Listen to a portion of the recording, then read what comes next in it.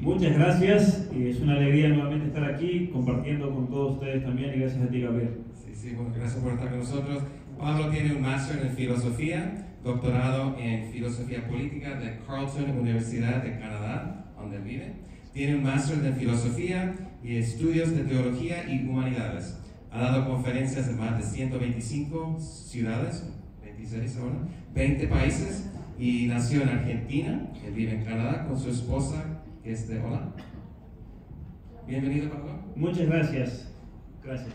Ok, bueno, empecemos. Desde el año 2019 has estado publicando libros hablando sobre la ideología de género, la libertad religiosa y la batalla cultural.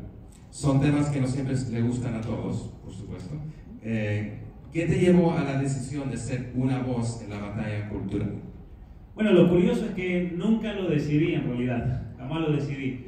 Yo soy de un pueblo en medio de la cordillera de los Andes, me crié en un lugar inhóspito, por así decir, en un lugar donde lo relato en el libro Atrapado en el Cuerpo Equivocado, en la introducción un poco para que la gente me conozca.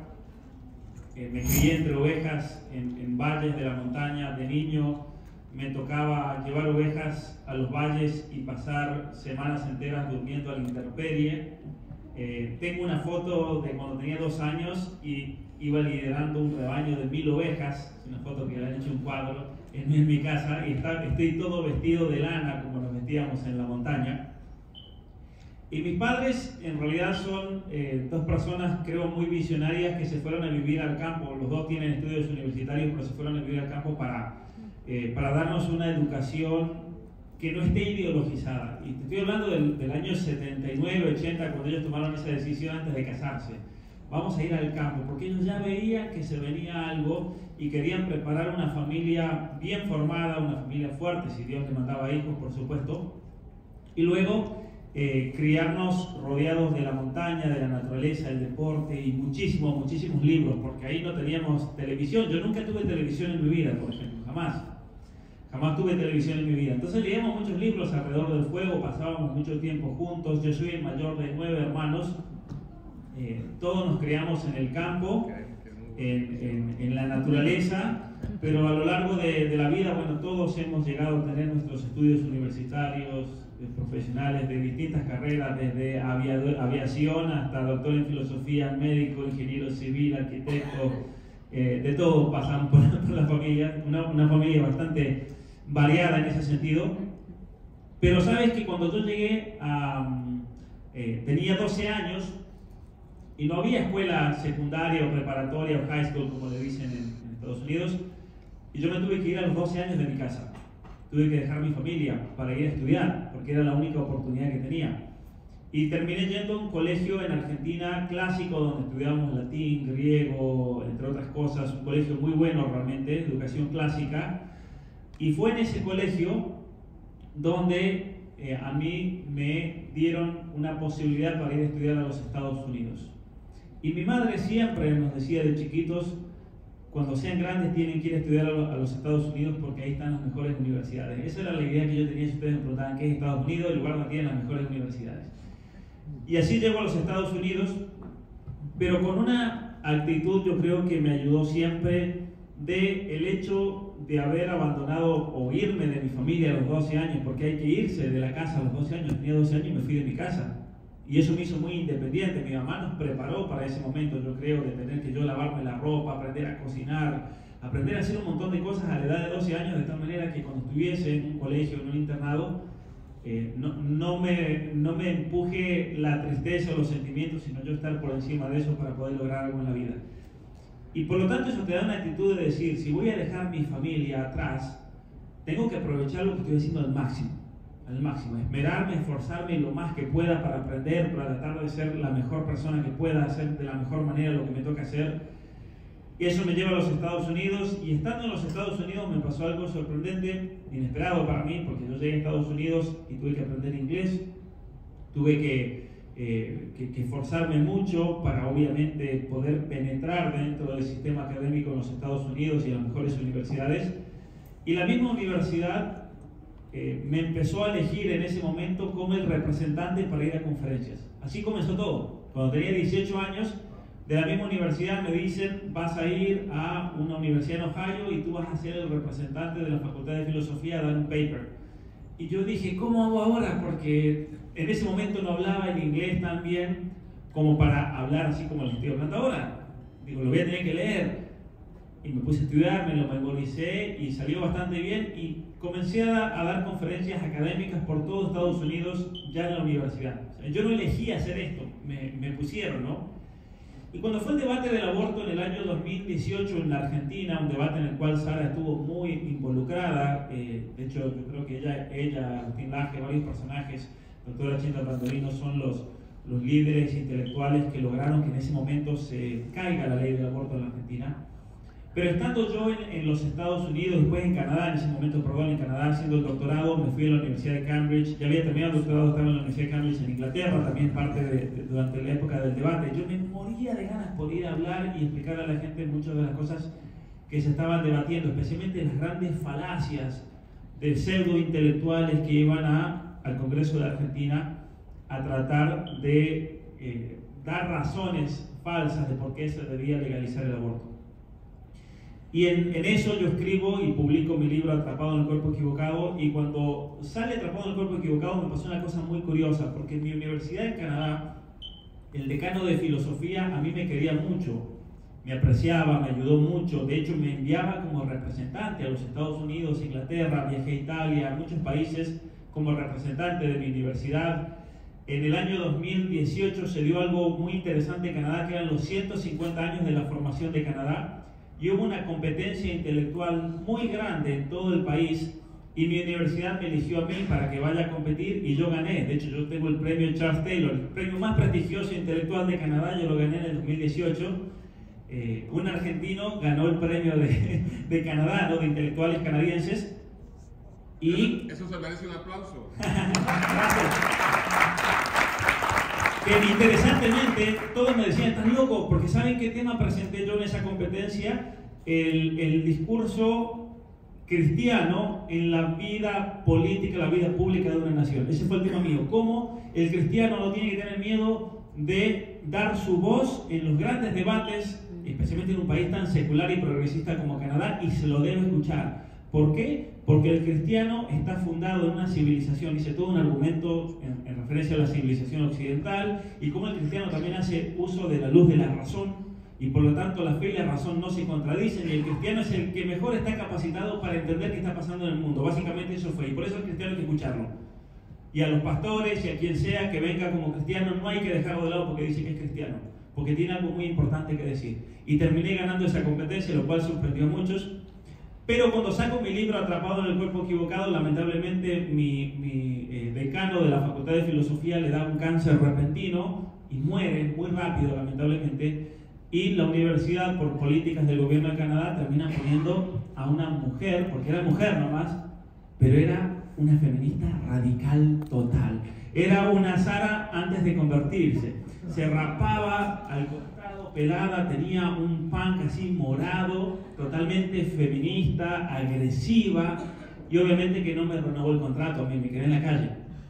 Pero pasó algo providencial, porque gracias a que esa mujer me censuró en la universidad, yo dije, ¿qué voy a hacer ahora? Bueno, tengo 3 meses para escribir este libro que lo venía pensando desde hace muchos años.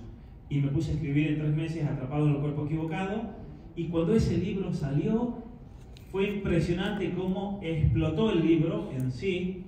El libro se volvió un bestseller, y aparte de eso me comenzaron a llamar de todo el mundo de habla hispana, de todos los países prácticamente. De hecho, en el año 2019 di como 230 o 240 conferencias.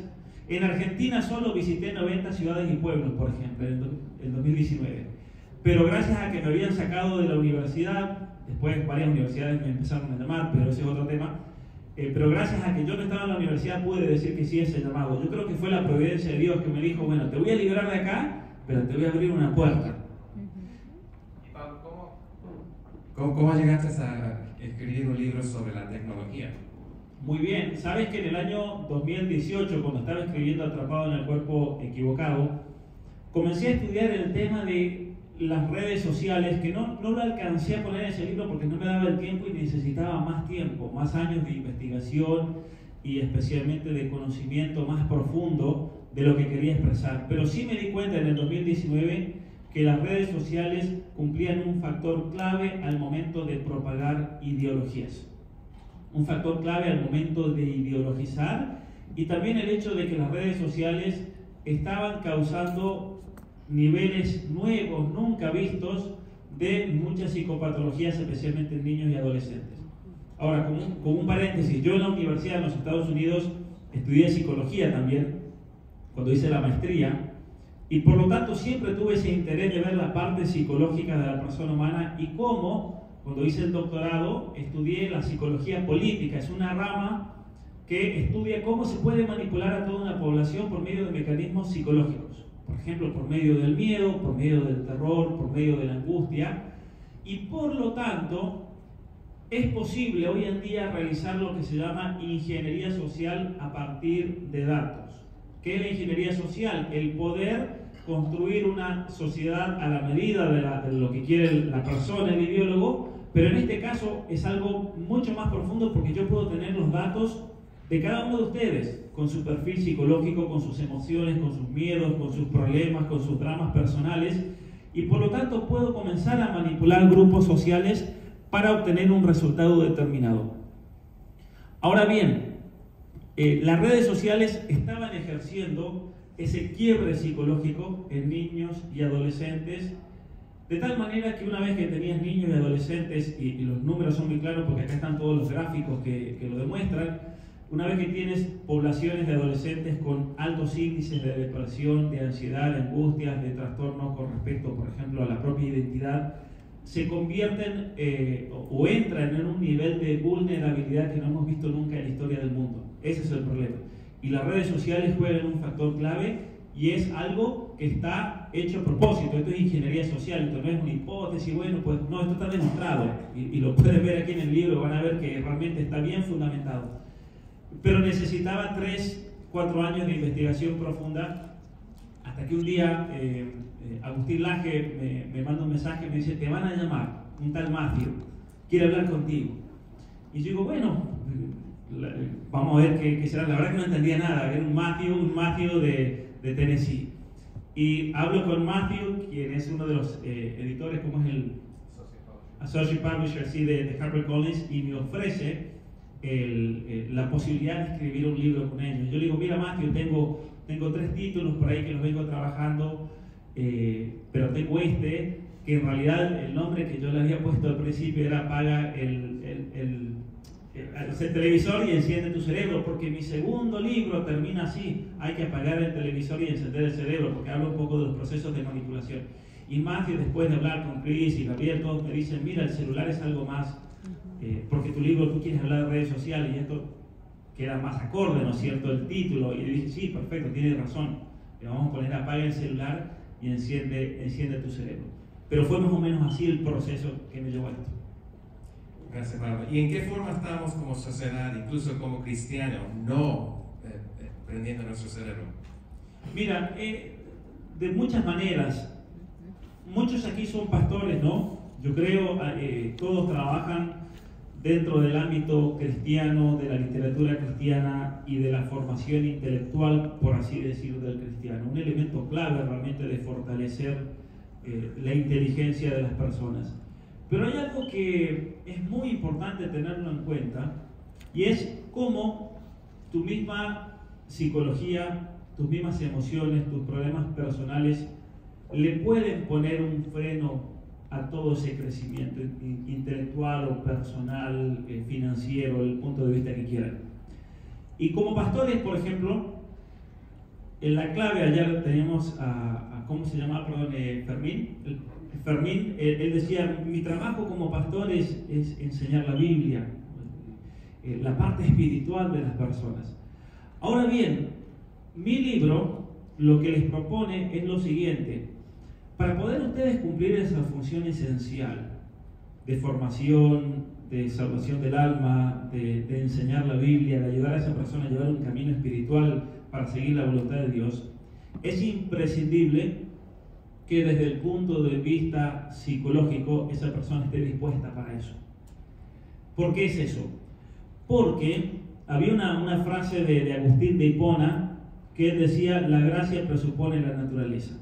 Es decir, para que Dios actúe en una persona de modo ordinario, necesita la colaboración de esa persona, de que esa persona esté disponible. Ciertamente que Dios también puede hacer un milagro y cambiarlo y sacar a una persona del alcohol, de la drogadicción, ciertamente que es posible, pero no es el modo normal, por así decir, de actuar de Dios. Dios nos pide a nosotros nuestra parte. Y por ejemplo, si una persona es alcohólica, ¿por qué hay tantos pastores y tantas iglesias que se dedican a ese ministerio de ayudar a personas a salir del alcohol? Porque son conscientes de que si la persona viene borracha al culto, al servicio, lo que sea, ¿quién me va a entender? Si yo le predico al público en la iglesia y la mitad están alcoholizados, ¿de qué va a servir eso? ¿Dónde va a caer? Va a caer en la piedra, ¿no? Como el grano que siembra sobre la piedra y se muere. En cambio, es necesario entonces ayudar a esas personas a un nivel humano. Y es ahí lo que yo propongo con este libro, y por eso me parece que es un libro clave dentro del ministerio que una persona pueda hacer, cualquiera que sea ese ministerio. Porque está demostrado de que el uso indebido de la tecnología, de las redes sociales, el uso excesivo de pantallas, de hecho, está frenando el crecimiento personal de las personas. Y lo está frenando a un nivel realmente espantoso cuando nosotros notamos que el promedio de niños y adolescentes en Estados Unidos, en México, en Colombia, en Argentina, en Canadá, el país que ustedes vean, el promedio de uso del celular son 9 horas al día. 9 horas al día que se van, 9 horas al día que perdemos para el crecimiento personal, 9 horas al día que nos desconectan, nos aíslan de los otros, 9 horas en las cuales ese tiempo precioso que Dios nos ha dado en crecer como personas, en madurar, se van viendo videos tontos de TikTok, por ejemplo. Y videos que tienen todo un algoritmo de manipulación y tienen todo un algoritmo que tiene como propósito principal el tratar de quebrar psicológicamente a esa persona. No porque sí tenemos índices altísimos que han explotado de depresión, de ansiedad, de trastornos de la identidad, problemas alimentarios, por ejemplo, hasta en niños. Yo tengo una hermana que es médico en Argentina, trabaja en emergencia y me cuenta que es impresionante la cantidad de niños que llegan con bulimia y anorexia. Y cuando ella les pregunta a los niños, porque vienen las mamás preocupadas porque el niño no quiere comer, la niña hace una semana que no come y van a la emergencia pues ya no saben qué hacer. Y resulta que todo se trata de challenges que hacen en TikTok. Porque se les mete y se vuelve una adicción, se vuelve un vicio peligrosísimo. Y por eso yo creo que es importante el reflexionar sobre cómo la tecnología, que es muy importante, que es una herramienta útil, también tiene un aspecto deshumanizador, que nos puede estar deshumanizando, que nos puede estar desconectando, nos puede estar aislando, que puede estar realizando un daño a nivel neurobiológico, a nivel psicológico, en toda una generación de niños y adolescentes, que los va a llevar al fracaso, lamentablemente, si no hacemos algo.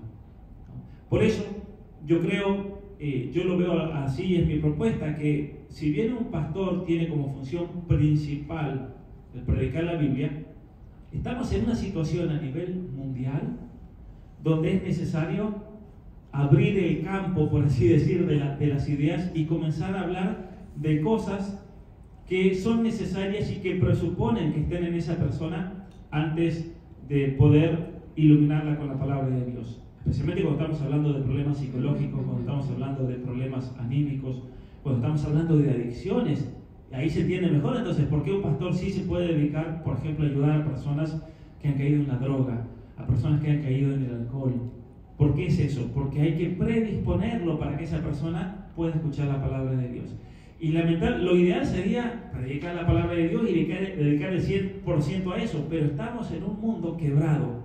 Estamos en un mundo que ya no es cristiano. Somos cristianos, pero vivimos en un mundo que niega la realidad de Dios.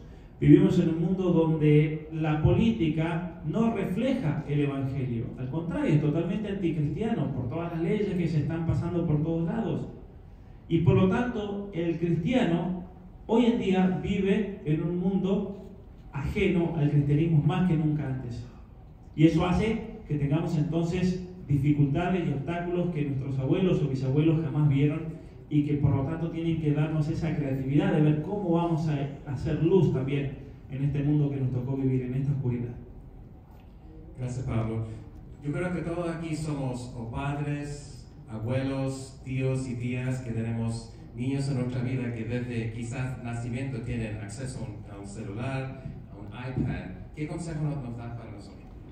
Miren, yo voy a ser totalmente honesto con ustedes, pero desde el punto de vista de la psicología y la psiquiatría y con todos los estudios que se han hecho en los últimos años, porque estamos hablando de algo muy reciente, no fue sino hasta el año 2012 cuando los celulares y iPad se hicieron masivos, especialmente en la población adolescente y niños. Año 2012, estamos hablando hace 11 años recién. Y por lo tanto a muchos padres, a la mayoría, los agarró desprevenidos y sin estar preparados, porque era algo nuevo, de lo cual no se conocían las consecuencias, de lo cual todavía no sabemos cuáles van a ser todos los efectos que van a tener a largo plazo, pero con todos los estudios que tenemos al presente, la recomendación más sincera y honesta que les puedo dar yo es, y teniendo conocimiento de estos temas, es hay que atrasar la mayor cantidad de tiempo el ingreso a las pantallas en niños y adolescentes. Lo ideal, si vamos a hablar de ideal, es que no tengan celular inteligente, porque pueden tener de los otros, ¿no? De flip phones o... lo ideal es que no lo tengan hasta al menos los 18 años de edad. ¿Por qué es eso? Hay un tema que yo lo expliqué el día de ayer. El cerebro no termina de activarse completamente hasta entre los 18 y 25 años de edad. Y por lo tanto, y esto está demostrado científicamente en la gran cantidad de estudios que se han publicado, en cuanto un niño comienza a tener acceso a un iPad, a un celular, ya se puede comprobar en tomografías computadas, imágenes de resonancia magnética, que hay daño cerebral severo, que se manifiesta como sectores del cerebro que están atrofiados, y esa es la razón por la cual hoy los niños no pueden prestar atención, no pueden enfocarse, no pueden pasar mucho tiempo haciendo algo lo mismo, necesitan de esa intensidad de imágenes. Hay un círculo adictivo muy fuerte que se ha creado en el cerebro de los niños, especialmente por la liberación de dopamina, hasta el punto, que es algo realmente preocupante, hasta el punto de que cuando se han hecho imágenes de resonancia magnética en niños que están habitualmente en el celular viendo el canal de YouTube para niños, donde hay imágenes con muchos colores y luces, eso hace que el cerebro secrete tanta dopamina, y aquí con esto ustedes se van a sorprender, que el cerebro de esos niños no tiene ninguna diferencia en cuanto a la estructura y la influencia de la dopamina en el cerebro que una persona adicta a la heroína o la cocaína. Esto es lo más peligroso de todo. Por eso, de hecho, a las pantallas, ya en el ámbito de la psiquiatría se le ha dado el nombre de heroína virtual, porque no hay ninguna diferencia. Una de las personas que fue pionera en descubrir esto es una experta en neurobiología que trata a pacientes adictos a la heroína en la ciudad de Nueva York, y ella lo vivió con su propio hijo.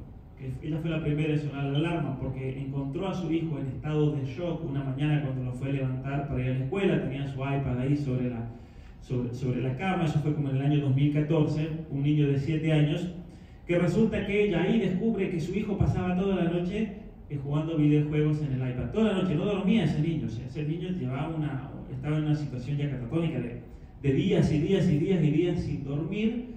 Lo encuentra en un estado de shock, con los ojos abiertos. Ella, como experta en neurobiología, le hacen una imagen de resonancia magnética, porque podía ser un montón de tipos de situaciones, incluso un tumor de cerebro. Y cuando ella vio el cerebro de su niño, ella pensó que le habían dado la imagen de resonancia magnética equivocada, porque era la de un adicto a la heroína.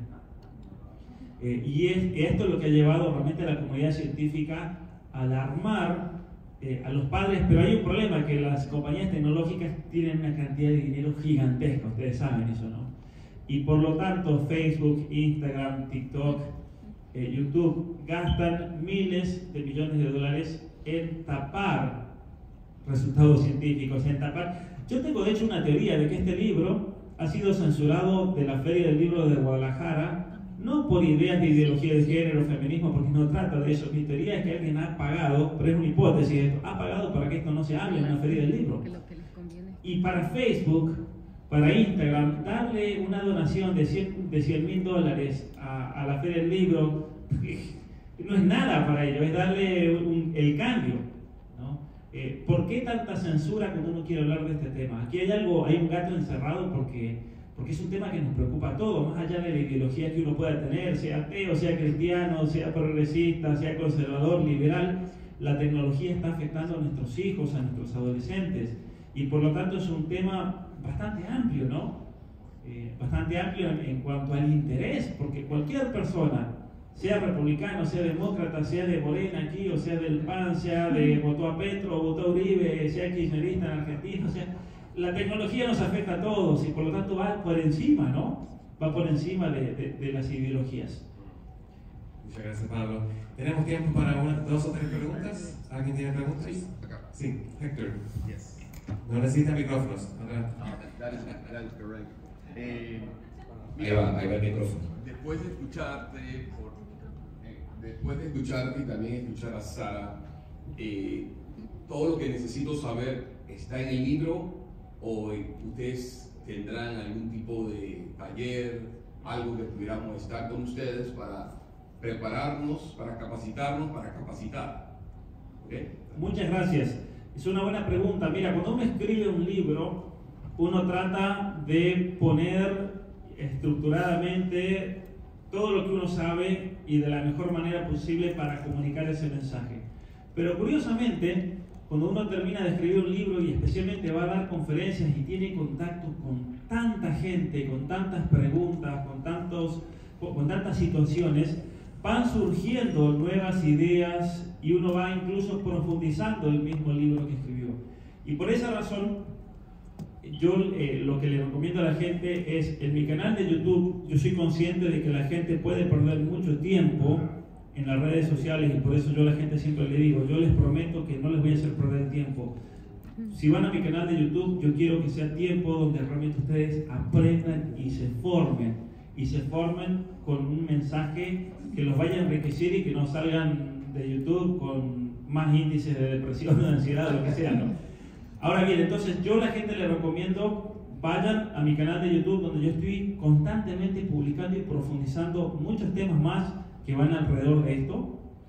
Obviamente que aquí van a encontrar todo esto de lo cual he hablado, pero sin embargo hay temas particulares que los voy profundizando más, porque uno también va a medida que corre el tiempo y se encuentra con diferentes situaciones. Y tengo una página en Patreon, se llama, pero ahí en las redes sociales pueden encontrar el link, donde voy a dar, y estoy comenzando ya a dar, un curso bien profundo para explicar en profundidad este libro, donde quien quiera puede incluso hacer preguntas, interactuar, porque es en vivo, por medio de una plataforma parecida a Zoom, y vamos profundizando, y obviamente con la oportunidad de que quien quiera puede consultar, preguntar, y mi intención es explicarlo a fondo para que se entienda bien en profundidad este libro. Aunque yo creo que así solo con leerlo nomás es un libro que se entiende bien, pero como una herramienta. Repite el enlace.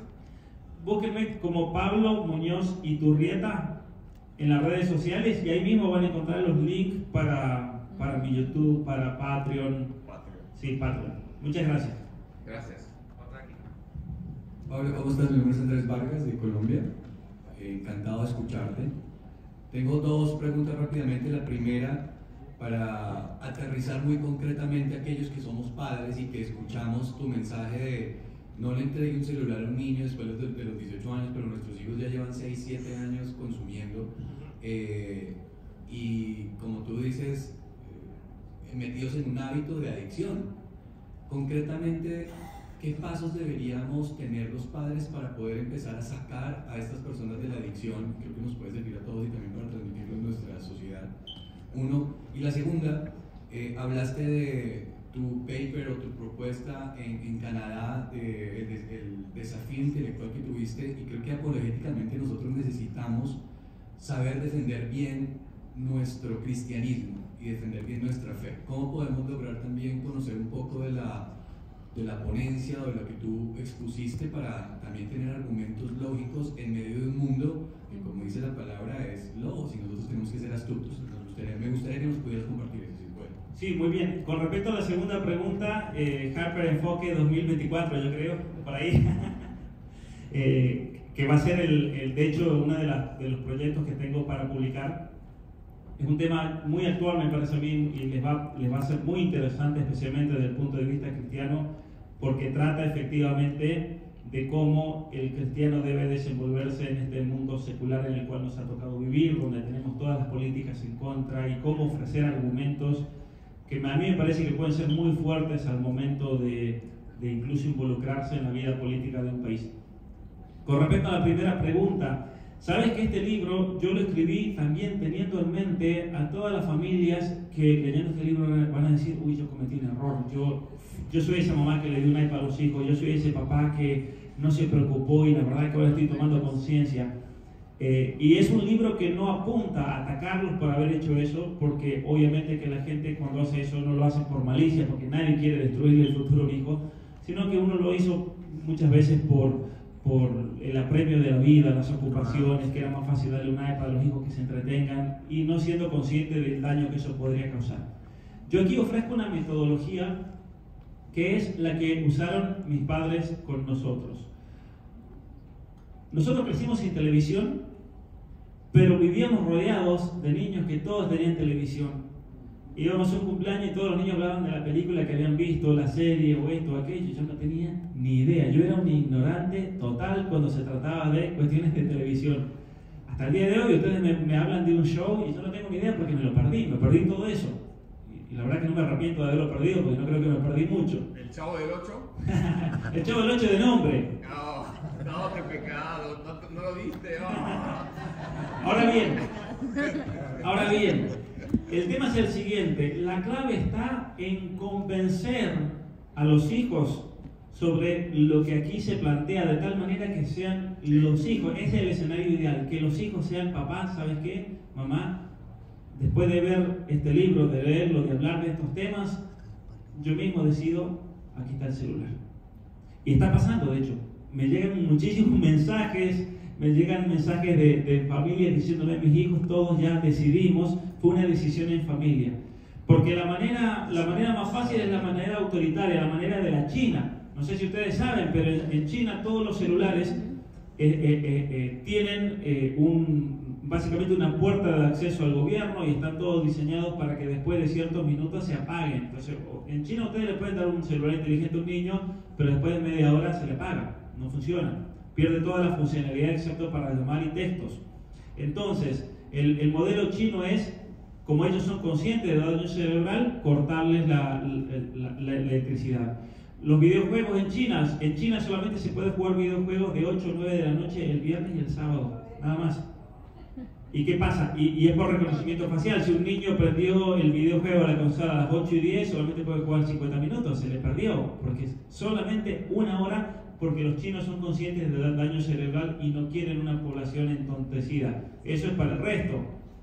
TikTok está prohibido en China, no sé si ustedes sabían. TikTok es la plataforma china más grande de redes sociales y en China está prohibida. ¿Por qué? Porque TikTok es para volver tontos a los otros países. Es una guerra geopolítica que hay detrás. Entonces, lo ideal es el approach o la perspectiva de la responsabilidad. Este es un libro para leerlo en familia, que lo lea el papá, que lo lea la mamá. Y hay secciones donde yo les recomiendo, léanlo en voz alta, compártanlo con los hijos, con todos, aunque sean chiquitos, grandes, no importa, y reflexionen y hablen con ellos para que sea una decisión conjunta, que los niños mismos entiendan por qué es mejor no tener acceso a redes sociales, por qué es mejor que un adolescente, por ejemplo, no tenga Instagram, por qué te afecta psicológicamente, porque te afecta en tus niveles de depresión, de autoestima, que las mismas chicas sean las que digan, esto a mí realmente me está dañando y me doy cuenta ahora por qué me siento así, el hacer ese clic, me doy cuenta por qué me siento así ahora que leo este libro, y por lo tanto tomar esa decisión que tiene que ser en familia, porque es muy difícil cuando la esposa se da cuenta del problema y el esposo no quiere seguirla, ¿no? Es como la vida cristiana, imagínense en un matrimonio donde la esposa va a la iglesia y el esposo no quiere saber nada con eso. Es un problema, y por lo tanto es importante estar en la misma página, tener el mismo pensamiento, y eso se debe trabajar con mucho diálogo, con mucha conversación en familia. Muchas gracias, Pablo, ha sido un placer con vosotros.